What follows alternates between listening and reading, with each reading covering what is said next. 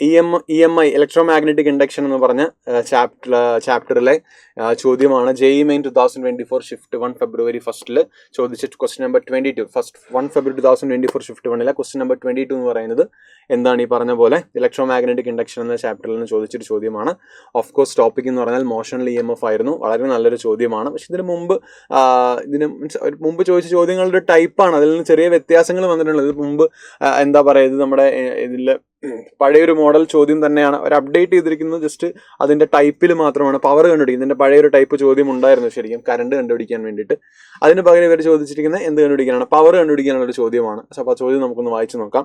ചോദ്യം ഇതാണ്: A rectangular loop of side 12 cm and 5 cm with the sides parallel to the x-axis and y-axis respectively moves with a velocity of 5 cm per second in the positive x direction എന്ന് പറയുന്നുണ്ട്. in a space containing a variable magnetic field in the positive z direction. Magnetic field variable ആണ്, z ഡയറക്ഷനിലാണ് പോകുന്നത്. ശരി, okay. the field has a gradient of 10⁻³ Tesla per centimeter along the negative x direction and it is decreasing with the time at the rate of 10⁻³ Tesla per second. If the resistance of the loop is 6 milliohm, the power dissipated by the loop as heat is dash. Heat ആയിട്ട് dissipate ചെയ്യുന്ന, ആ ലൂപ്പിൽ dissipate ചെയ്യുന്ന power എത്രയാണെന്നാണ് ചോദ്യം. അപ്പോൾ ഇവിടെ പറഞ്ഞ പോലെ നമുക്ക് പെട്ടെന്ന് എത്തുന്ന കാര്യം ഇവിടെ ഒരു റെക്ടാങ്കുലർ ലൂപ്പ് ഉള്ളത് എന്നുള്ളതാണ്. ഒരു റെക്ടാങ്കുലർ ലൂപ്പ് ഉണ്ട്, അതൊരു വേരിയബിൾ മാഗ്നറ്റിക് ഫീൽഡ് മൂവ് ചെയ്തുകൊണ്ടിരിക്കുകയാണ്. ലൂപ്പ് മൂവ് ചെയ്താൽ ഉറപ്പായിട്ടും അവിടെ എന്തുണ്ടാകും, അതിന്റെ പെർപെൻഡിക്കുലർ കണ്ടക്ടേഴ്സിൽ എന്തുണ്ടാകും, മോഷണൽ EMF ഉണ്ടാകുമെന്ന് നമ്മൾ പഠിച്ചിട്ടുണ്ട് അല്ലേ.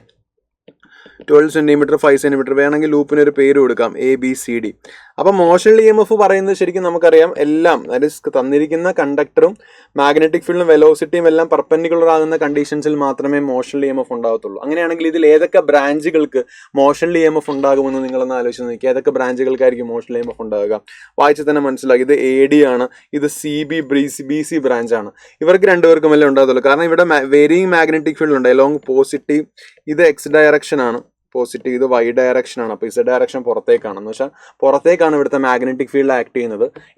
ADയും BCയും ആണ് ശരിക്കും ഇവിടെ മോഷണൽ EMF പ്രൊവൈഡ് ചെയ്യുന്നത്, അല്ലെങ്കിൽ തരുന്ന രണ്ട് ബ്രാഞ്ചുകൾ അല്ലെങ്കിൽ കണ്ടക്ടേഴ്സ് എന്ന് പറയുന്നത്. കാരണം ഇവർ രണ്ടുപേരും അവിടുത്തെ വെലോസിറ്റിക്ക് പാരലാണ്. അപ്പോൾ നമുക്ക് അവരെ കൺസിഡർ ചെയ്യേണ്ട ആവശ്യമില്ല നമ്മൾ പഠിച്ചിട്ടുണ്ടല്ലേ.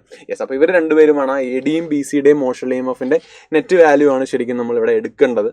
അതിലേക്കാണ് നമ്മൾ പോകാൻ പോകുന്നത്. അപ്പോൾ AB ആൻഡ് CD എടുത്തു കഴിഞ്ഞാൽ അവർക്ക് മോഷണൽ EMF എന്തില്ല, സീറോയാണ്. ശരി, ഇനി നമുക്ക് ക്വസ്റ്റ്യനിലുള്ള ബാക്കി കാര്യങ്ങളിലേക്ക് പോകാം.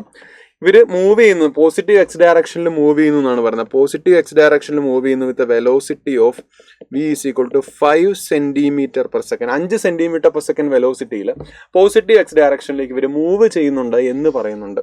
അപ്പോൾ നമുക്ക് അതും കൺസിഡർ ചെയ്യണം. ശരി, അത് ഞാൻ കൺസിഡർ ചെയ്തു. പിന്നെ ഇവർ പറയുന്നത് field has A gradient of 10⁻³ Tesla per centimeter along the negative X direction. അതായത് ഗ്രേഡിയന്റ് എന്ന് പറഞ്ഞ ഡിസ്റ്റൻസ് ബൈ ഡിസ്റ്റൻസ് ആണ്. Magnetic field per distance 10⁻³ Tesla per centimeter. ഇവിടെ നിന്ന് ഇങ്ങോട്ട് പോകുന്തോറും മാഗ്നറ്റിക് ഫീൽഡിന് ഒരു ഗ്രേഡിയന്റ്, ഇവിടുന്ന് ഡിസ്റ്റൻസ് മാറുന്നുണ്ട്. That is negative X direction. എന്ന് വെച്ചാൽ ഇവിടുന്ന് ഇപ്പം ഞാൻ ഇവിടെ ഇങ്ങനെ ഒരു ഫിക്സ്ഡ് ഇതാക്കി കഴിഞ്ഞാൽ ഇവിടുന്ന് ഇങ്ങോട്ട് പോകുന്നതോറും മാഗ്നറ്റിക് ഫീൽഡിന്റെ വാല്യൂ 10⁻³ Tesla per centimeter മാറിക്കൊണ്ടേയിരിക്കുകയാണ് ഫ്രം നെഗറ്റീവ് X ഡയറക്ഷനിലേക്ക് പോകുമ്പോൾ എന്നാണ് പറയുന്നത്. അതുകൊണ്ട് തന്നെ ഞാനൊരു പോയിന്റ് ഒന്ന് ഫിക്സ് ചെയ്തു. എൻ്റെ AD ഞാൻ എൻ്റെ ഒറിജിനിൽ ഫിക്സ് ചെയ്തു. അതിലെളുപ്പം AD ഞാൻ ഫിക്സ് ചെയ്തു. അവിടെ ഒരു മാഗ്നറ്റിക് ഫീൽഡ് ഉണ്ട്, അവിടുത്തെ മാഗ്നറ്റിക് ഫീൽഡ് B0 ആണ് എന്ന് വിചാരിക്കുക. ഇനി B0യിൽ നിന്ന് ഞാൻ BC എന്ന് പറഞ്ഞ ഈ വശത്തേക്ക് ഇവിടുന്ന് ഇങ്ങോട്ട് പോകുന്തോറും മാഗ്നറ്റിക് ഫീൽഡ് ഈ ഓരോ സെന്റിമീറ്ററിനും 10⁻³ Tesla വെച്ച് മാറുന്നു എന്നാണ് പറയുന്നത്. 10⁻³ Tesla വെച്ച് മാറുന്നു എന്നാണ് പറയുന്നത്. അപ്പോൾ അത്രയും ഇതായിക്കൊണ്ടിരിക്കുകയാണ്, പെർ സെന്റിമീറ്റർ ഗ്രേഡിയന്റ് വന്നുകൊണ്ടിരിക്കുകയാണ്. അപ്പോൾ അതുകൊണ്ട് ഞാൻ എന്ത് ചെയ്തു, എന്തായാലും എനിക്കൊരു സ്ഥലം ഫിക്സ് ചെയ്തേ മതിയാകും. അപ്പോൾ ഞാൻ ഈ എൻഡ് ഫിക്സ് ചെയ്തു. അവിടെ ഒരു മാഗ്നറ്റിക് ഫീൽഡ് B0 ഉണ്ടായിരുന്നു. ഇങ്ങോട്ട് പോകുന്തോറും മാഗ്നറ്റിക് ഫീൽഡ് നെഗറ്റീവ് ഡയറക്ഷൻ ഇത്ര വെച്ച് മാറിക്കൊണ്ടിരിക്കുക. അപ്പൊ അങ്ങോട്ട് പോകുന്നവർ മാഗ്നറ്റിക് ഫീൽഡ് മാറുന്നുണ്ട് എന്ന കാര്യം മനസ്സിലാക്കണം. ഇറ്റ് ഈസ് വേരിയിങ് ആണ്. അപ്പൊ ഗ്രേഡിയന്റ് എന്ന് പറഞ്ഞു കഴിഞ്ഞാൽ magnetic field is varying with respect to distance എന്നാണ്. അതുകൊണ്ടാണ് ഞാൻ ഗ്രേഡിയന്റിനെ dB/dx എന്ന് എഴുതിയത്. പ്രശ്നമില്ലല്ലോ, ഇല്ല. മാഗ്നറ്റിക് ഫീൽഡ് അറ്റ് ഒറിജിനെ, ഇത് ഒറിജിൻ പോയിന്റ് ആണ്, 0,0 എന്ന് പറഞ്ഞ പോയിന്റ് ആണ്. ഇവിടുന്ന് X ആക്സിസിന് നെഗറ്റീവ് ഡയറക്ഷനിലേക്ക് പോകണം എന്നാണ് പറയുന്നത്. നെഗറ്റീവ് X ഡയറക്ഷൻ എന്നാണ് പറയുന്നത്. സോ നെഗറ്റീവ് X ഡയറക്ഷനിലേക്ക് പോകുന്നു. എനിക്ക് ഇവിടം വരെ എടുത്താൽ മതി, കാരണം ആ അടുത്ത റോഡിന്റെ EMF ആണ് എനിക്ക് വേണ്ടത്. BC എന്ന് പറഞ്ഞ റോഡിന്റെ ആണ്. അപ്പോൾ എനിക്ക് അവിടം വരെ പോയാൽ മതി. സോ ഈ പോയിന്റും കൂടെ ഞാൻ നോട്ട് ചെയ്തു. അത് -12 0 അല്ലേ, കാരണം നെഗറ്റീവ് ഞാൻ എടുത്തത് AD ഒറിജിനലാണെങ്കിൽ മറ്റേത് എന്തായാലും -12 0 എന്ന് പറഞ്ഞാൽ ഉറപ്പായിട്ട് എവിടെയാണ് വരിക, നമ്മുടെ ഇവിടെ നെഗറ്റീവ് X ആക്സിസിലായിരിക്കും. അപ്പോൾ -12 0 എന്ന് എഴുതി. ഓക്കെ, അപ്പോൾ ഞാൻ ഒറിജിനൽ മാഗ്നറ്റിക് ഫീൽഡ് B0 ആണ്. ഈ B0ന്റെ കൂടെ ഇനി മറ്റേ മാഗ്നറ്റിക് ഫീൽഡിന്റെ വാല്യൂ കൂടെ ഓരോ സെന്റിമീറ്റർ കൂടുന്തോറും വന്നുകൊണ്ടിരിക്കുമെന്നാണ് ഇതുകൊണ്ട് അർത്ഥമാക്കുന്നത്. സോ നമുക്ക് എന്തായാലും നോക്കാം. dB/dx എന്ന് പറഞ്ഞാൽ മാഗ്നറ്റിക് ഫീൽഡിലെ variation with respect to distance ആണ്. അത് 10⁻³ ടെസ്ല/സെന്റിമീറ്റർ ആണ്. 10⁻³ ടെസ്ല/സെന്റിമീറ്റർ ആണ്. അപ്പോൾ എനിക്കിവിടെ നോക്കാം, 10⁻³ ടെസ്ല/സെന്റിമീറ്റർ. സെന്റിമീറ്റർ ആയതുകൊണ്ട് 10⁻² എന്ന് എഴുതി. അപ്പോൾ എനിക്ക് എഴുതാം 10⁻⁻1 ടെസ്ല/മീറ്റർ. എൻ്റെ ജസ്റ്റ് വാല്യൂസ് മാറ്റി കൊടുത്തപ്പോൾ എനിക്ക് ഉത്തരം കിട്ടി 10⁻⁻1 ടെസ്ല/മീറ്റർ എന്നാണ്. എനിക്ക് എൻ്റെ യൂണിറ്റ് കൺവേർഷൻസ് നടത്തിയപ്പോൾ എനിക്കതിൻ്റെ ആൻസർ കിട്ടിയത്. ശരി, ഞാൻ ഇവിടുന്ന് ഞാൻ dB/dx = 10⁻⁻1 ടെസ്ല/മീറ്റർ എന്ന് കിട്ടി. ഇവിടെ ഞാൻ dB എഴുതി. dB = 10⁻⁻1 dx അങ്ങോട്ട് മൾട്ടിപ്ലൈ ചെയ്തു. ഇനി dB 10⁻⁻1 dx ആണെങ്കിൽ ഞാൻ ടോട്ടൽ മാഗ്നറ്റിക് ഫീൽഡ് ഈ ഒരു റേഞ്ചിലുള്ള അവിടെ വേരി ചെയ്യുന്ന ഡിസ്റ്റൻസിനനുസരിച്ച് വേരി ചെയ്യുന്ന ഈ ഒരു റേഞ്ചിലെ ടോട്ടൽ മാഗ്നറ്റിക് ഫീൽഡ് കണ്ടുപിടിക്കാൻ പോവുകയാണ്. അതിന് നിങ്ങൾക്കറിയാം, ടോട്ടൽ മാഗ്നറ്റിക് ഫീൽഡ് കണ്ടുപിടിക്കാൻ വേണ്ടി ഒരു ചെറിയത് തന്നിട്ട് ഒരു ഫുൾ ഏരിയയിലുള്ള ടോട്ടൽ മാഗ്നറ്റിക് ഫീൽഡിലെ വേരിയേഷൻ എത്രയാണെന്ന് ചോദിച്ചു കഴിഞ്ഞാൽ നിങ്ങൾ സാധാരണ എന്താ ചെയ്യാറ്? ഇൻ്റഗ്രേറ്റ് ചെയ്യും അല്ലേ? അത് തന്നെ ഞാൻ ഇവിടെയും ചെയ്യാൻ ഇൻ്റഗ്രേറ്റ് ചെയ്യുന്നു. സോ ഇനിഷ്യലിൽ അത് B0 ആയിരുന്നു. ഇപ്പോൾ ഏതോ ഒരു വാല്യൂ B വരെ എത്തിയിട്ടുണ്ട്. അതാണ് നമുക്ക് കണ്ടുപിടിക്കേണ്ടത്. So from B0 to B ആണ് dB വരുന്നത്. അപ്പോൾ ഇനി 10⁻⁻1 കോൺസ്റ്റൻ്റ് ആണ്. dxനെ ഇൻ്റഗ്രേറ്റ് ചെയ്യാം. നമ്മൾ എവിടെ നിന്ന് എങ്ങോട്ടാണ് പോകുന്നത്? 0യിൽ നിന്നും 12 വരെയാണ് നമ്മൾ പോകുന്നത് അല്ലേ? 0യിൽ നിന്നും 12 വരെ, ഏതൊരു പോയിന്റ് വരെ, x വരെ. ഞാൻ ജസ്റ്റ് x വരെ കൊടുത്തു. ഞാൻ x വരെയാണ് പോകുന്നത്. നമുക്ക് എന്തായാലും എക്സിന് സബ്സ്റ്റിറ്റ്യൂഷൻ കൊടുക്കാം. അതിലേക്ക് നമ്മൾ എന്തായാലും വരും, ജസ്റ്റ് ഒരു ജനറൽ ഫോമിലായിട്ട് കൊടുക്കുകയാണ്. ഓക്കെ, അപ്പോൾ നമുക്കിനി ഇൻ്റഗ്രേറ്റ് ചെയ്യാം. ഇൻ്റഗ്രേറ്റ് ചെയ്യുമ്പോൾ dB ഇൻ്റഗ്രേറ്റ് ചെയ്താൽ B എന്ന് കിട്ടും. അപ്പർ ലിമിറ്റ് ബിയും ലോവർ ലിമിറ്റ് B0 = 10⁻⁻1 പിന്നെ ഒരു കാര്യം ശ്രദ്ധിക്കണം, നെഗറ്റീവ് ഡയറക്ഷനിലേക്കാണ് പോകുന്നത്. നെഗറ്റീവ് ഡയറക്ഷനിലേക്ക് പോകുന്നു എന്ന് പറയുമ്പം ആസ് എ ഗ്രേഡിയൻ ഓഫ് 10⁻⁻³ എല്ലാം നെഗറ്റീവ് ഡയറക്ഷനാണ്. അപ്പോൾ ഇവിടെ എനിക്ക് നെഗറ്റീവ് ഡയറക്ഷൻ കാണിക്കണം. സോ മൈനസ് ഞാൻ ഇവിടെ ഇട്ടു. ഇവിടെ മൈനസ് ഇടാൻ മറക്കരുത്. മൈനസ് കാണിച്ചു. സോ -10⁻⁻1 10⁻⁻1 എവിടെ നിന്ന് എങ്ങോട്ടാണ്? ഫ്രം ഇൻ്റഗ്രേറ്റ് ചെയ്ത x എന്ന് കിട്ടും. ഇൻ്റഗ്രേറ്റ് ചെയ്യുന്നു, എനിക്ക് x എന്ന് ഒരു വാല്യൂ കിട്ടുന്നു. അപ്പോൾ ഞാൻ ഇനി ജസ്റ്റ് ഒന്ന് റീഅറേഞ്ച് ചെയ്യുകയാണ്. അപ്പോൾ എനിക്കിവിടെ B - B0 = -10⁻⁻1 x എന്ന് കിട്ടും. അല്ലെങ്കിൽ എനിക്ക് B എഴുതാം. B = B0 അപ്പുറത്തേക്ക് പോവും, -x/10 എന്ന് കിട്ടും. കണ്ടോ? അപ്പം B എന്ന് പറഞ്ഞാൽ B0യിൽ നിന്നും x/10 കുറഞ്ഞ് ബിയുടെ വാല്യൂ ഗ്രേഡിയൻ്റ് മാറിക്കൊണ്ടിരിക്കുന്നു എന്നാണ് പറയുന്നത്. സോ വെരി മാഗ്നറ്റിക് ഫീൽഡാണ്. ഓരോ എക്സിൻ്റെ വാല്യൂ, ഇപ്പം എക്സിന് ഞാൻ -12 കൊടുത്തു കഴിഞ്ഞാൽ എനിക്ക് അവിടുത്തെ മാഗ്നറ്റിക് ഫീൽഡ് കിട്ടും. എക്സിന് ഞാൻ 10 -10 കൊടുക്കുന്നതെങ്കിൽ എക്സിന് -10 കൊടുത്താൽ എനിക്ക് ആ പോയിന്റിലെ മാഗ്നറ്റിക് ഫീൽഡ് കിട്ടും. കണ്ടോ? അപ്പം അവിടെ അങ്ങനെ ആ ഒരു വേരിയേഷൻ വരാനുള്ള റീസൺ കാരണം നെഗറ്റീവ് ഡയറക്ഷനിൽ ഇവിടെ ഒരു ഗ്രേഡിയൻ്റ് ഉണ്ടെന്ന് പറയുന്നുണ്ട്. അപ്പോൾ ആ ഗ്രേഡിയൻറ്റിന് നമ്മൾ എന്ത് ചെയ്യണം? കണ്ടുപിടിച്ച് അല്ലെങ്കിൽ അത് ഉൾക്കൊള്ളിച്ചേ മതിയാകും. അപ്പോൾ അതുകൊണ്ട് എനിക്ക് ഇക്വേഷൻസ് കിട്ടി. ഇനി നമുക്ക് ഓരോ മോഷൻ EMFസിൻ്റെ ഇക്വേഷൻ എഴുതാം. ആദ്യമേ AD എന്ന് പറഞ്ഞ ബ്രാഞ്ചാണ്. AD എന്ന് പറഞ്ഞ ബ്രാഞ്ചിലെ മാഗ്നറ്റിക് ഫീൽഡ് B0 ആണ്. ഇതാണ് ലെങ്ത്, ഇതാണ് വെലോസിറ്റി. അപ്പോൾ EMF E1 എനിക്ക് എഴുതാം. BLV എന്നാണ് മോഷൻ EMF, BLV ആണ്. അതുകൊണ്ട് എഴുതി വേണമെങ്കിൽ ഡയറക്ഷനും കൂടെ കാണിക്കാം. ഡയറക്ഷൻ നമ്മൾ റൈറ്റ് ഹാൻഡ് പാം റൂൾ വെച്ചാണ് എടുക്കുന്നത്.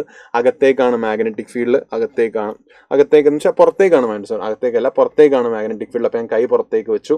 വെലോസിറ്റി ഡയറക്ഷൻ കാണിച്ചു. അപ്പം എവിടെയാണ്? ഡിയുടെ ഡയറക്ഷനിലാണ് പാമ്പ് വരുന്നത്. സോ ഇതാണ് EMFൻ്റെ ആ ബാറ്ററിയുടെ മാഗ്നിറ്റ്യൂഡ് എന്ന് പറഞ്ഞ് ഞാനിവിടെ കാണിച്ചിട്ടുള്ളത്. ശരി, അപ്പോൾ ADക്ക് മോഷൻ EMF ഉണ്ട്. ഇനി മോഷൻ EMF ഉള്ളത് ആർക്കാണ്? CBക്കാണ്. അപ്പോൾ ഞാൻ CB വരച്ചു. CBയിലെ പ്രത്യേകത എന്ന് പറഞ്ഞാൽ അവിടുത്തെ മാഗ്നറ്റിക് ഫീൽഡ് B എന്ന് പറഞ്ഞാൽ B0 - x/10 ആണ്. അവിടുത്തെ മാഗ്നറ്റിക് ഫീൽഡ് B എന്ന് പറഞ്ഞാൽ B0 - x/10 ആണ്. അവിടെ x എന്ന് പറയുന്നത് എന്താണ്? -12 സെൻറ്റിമീറ്റർ ആണ്. അതുകൊണ്ട് ഞാൻ അതും കാണിച്ചു. -12 എന്നുള്ളത് കൊണ്ട് അവിടുത്തെ മാഗ്നറ്റിക് ഫീൽഡ് ഞാൻ എഴുതി കാണിച്ചു. അപ്പം എനിക്ക് എഴുതി B0 + 12 × 10⁻³ എന്ന് കിട്ടി എന്ന് റീഅറേഞ്ച് ചെയ്യുമ്പോൾ. ഇനി എനിക്ക് അവിടുത്തെ EMF എഴുതാം. EMF E2 ആണ്. E2 = അവിടെ B0 + 12 × 10⁻³ അതാണ് അവിടുത്തെ മാഗ്നറ്റിക് ഫീൽഡ്. ലെങ്ത് L തന്നെ, വെലോസിറ്റി V തന്നെയാണ്. അത് നമുക്കറിയാം. അപ്പോൾ ഇനി നമുക്ക് അവരുടെ ഡയറക്ഷനും കൂടെ കാണിക്കാം. BCയിൽ മുകളിലേക്കാണ് മാഗ്നറ്റിക് ഫീൽഡ്, വെലോസിറ്റി ഡയറക്ഷൻ ഇങ്ങോട്ടാണ്. അപ്പോൾ തമ്പ് പോയിന്റ് ചെയ്യുന്നത് സിയിലേക്കാണ്. അപ്പോൾ ഇതാണ് പോസിറ്റീവ്, ഇത് നെഗറ്റീവ്. അപ്പോൾ അത് രണ്ടും ഞാൻ കാണിച്ചു. അപ്പോൾ ഇവിടെ ഇങ്ങനെ വരും നമ്മുടെ രണ്ട് ബാറ്ററീസ്. ഇവിടെ ഒന്ന് ഇങ്ങനെയും ഒന്ന് ഇങ്ങനെയും. ഇതിന് നെറ്റ് എടുക്കാൻ പറഞ്ഞ് നിങ്ങൾക്ക് നോക്കിയേ, ഇന്ന് വരച്ചിങ്ങനെ നോക്കിയേ, ഒരു ക്ലോസ് ലൂപ്പിൽ ഇങ്ങനെ ഒന്ന് വരച്ച് നോക്കിയേ. ഒന്നിരിക്കുന്നത് ഇങ്ങനെ, നെഗറ്റീവ് പോസിറ്റീവ് പോസിറ്റീവ് നെഗറ്റീവ് എന്ന രീതിയിലാണ്. അപ്പോൾ ഇവരുടെ നെറ്റ് എടുക്കുമ്പം ഇത് E1ഉം ഇത് E2ഉം ആണെങ്കിൽ നെറ്റ് എടുക്കുമ്പോൾ E2 മൈനസ് E1 വേണം ചെയ്യാൻ. നെറ്റ് എടുക്കുമ്പോൾ E2 മൈനസ് E1 ആണ്, കാരണം ഒരു കറണ്ട് ഡയറക്ഷൻ ഇങ്ങോട്ടാണ്, ഒരെണ്ണം ഓപ്പോസിറ്റ് ആണ്. അപ്പോൾ എഫക്റ്റീവ് എന്ന് പറഞ്ഞാൽ E2 മൈനസ് E1 ആണ്. E2 എന്ന് പറഞ്ഞാൽ B0 പ്ലസ് അവിടെ LV കോമൺ ആണ്, LVയെ കോമൺ എടുത്തു. B0 പ്ലസ് 12 × 10⁻³ മൈനസ് B0 എന്ന് വരും. B0യും വെട്ടിക്കളഞ്ഞാൽ 12 × 10⁻³ LV എന്ന് വരും. നമുക്ക് ആ വാല്യൂ എഴുതാം. 12 × 10⁻³ ലെങ്ത് തന്നിട്ടുണ്ടോ? ലെങ്ത് നമ്മൾ എടുത്തിരിക്കുന്ന ബ്രാഞ്ച് ബ്രെഡ്ത്ത് ആണ്, അപ്പോൾ 5 സെൻറ്റിമീറ്റർ ആണ്. അപ്പോൾ 5 × 10⁻². വെലോസിറ്റി 5 cm/s ആണ്. അപ്പോൾ പിന്നെയും 5 × 10⁻² എന്ന് എഴുതും. 12 × 5 60, 60 300 എന്ന് വരും. സോ 300 × 3 2 5 7 10⁻7 വോൾട്ടാണ് അവിടുത്തെ ഡിസ്റ്റൻസ് മാറുന്നതനുസരിച്ചുണ്ടാകും അവിടുത്തെ മാഗ്നറ്റിക് ഫീൽഡിലെ വേരിയേഷൻ അനുസരിച്ചുണ്ടാകുന്ന മോഷണൽ EMF എന്ന് പറയുന്നത്. പക്ഷെ അവിടെ വേറൊരു കാര്യം കൂടെ അവർ പറയുന്നുണ്ട്, അതും കൂടെ ശ്രദ്ധിക്കണം.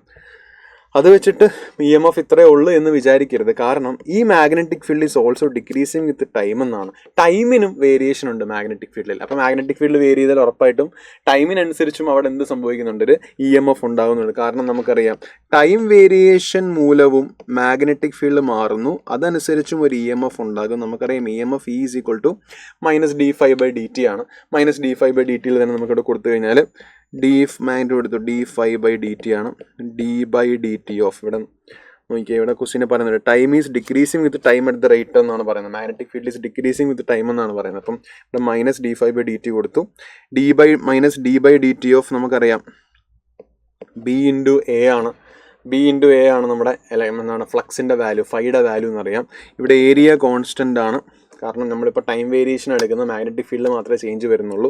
-A × dB/dt. dB/dt നെഗറ്റീവ് ആണ്, കാരണം ഡിക്രീസിങ് ആണെന്ന് പറഞ്ഞപ്പോൾ എനിക്ക് ഉത്തരം കിട്ടി AdB/dt എന്ന് കിട്ടും. ഏരിയ എന്ന് പറഞ്ഞാൽ റെക്റ്റാങ്കുലർ ലൂപ്പിൻ്റെ ഏരിയ ആണ്. 12 × 5 × 10⁻⁴ എന്ന് വരും.